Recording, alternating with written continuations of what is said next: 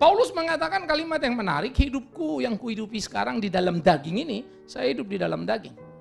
Adalah hidup oleh iman dalam anak Allah yang telah mengasihi aku dan menyerahkan dirinya untuk aku. Bahwa hidupku ini adalah untuk dia. Hidupku ini bukan aku lagi, tapi Kristus di dalamku. Saya hidup dalam daging. Nah ini menjadi repot.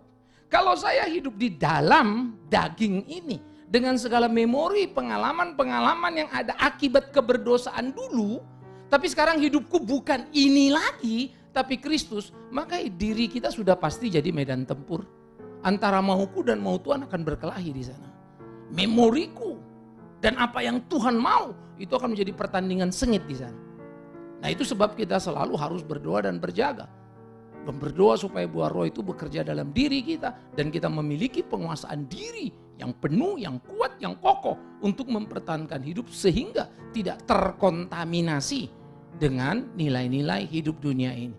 Nah itu yang Paulus ucapkan ya. Aku hidup di dalam dunia ini. Apa yang kuinginkan baik tidak kukerjakan. Malah apa yang ku tidak pengen, yang tidak baik buat Alkitab, aku lakukan. Maka dia mengatakan dengan tubuhku aku melayani dosa, dengan jiwaku aku melayani Allah. Itu bukan dualisme.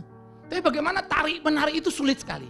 Ya, semua kita pengen baik, semua kita pengen rumah tangga nggak ada yang ribut. Faktanya ribut. Maka waktu ribut tahulah kita, hidup kita sudah ke daging kita, bukan ke Kristus kita.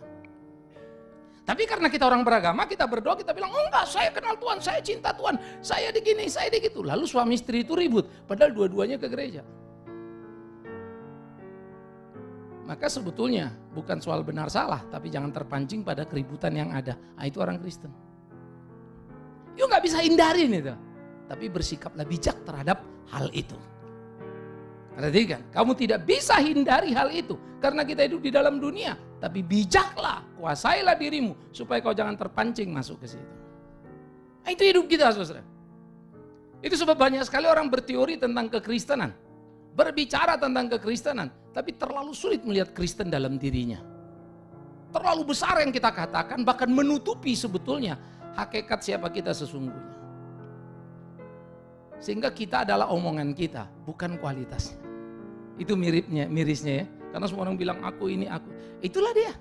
Tapi kalau lihat hakikat hidupnya, itu sama sekali tidak ada. Karena memang kata-katanya bukan dianya.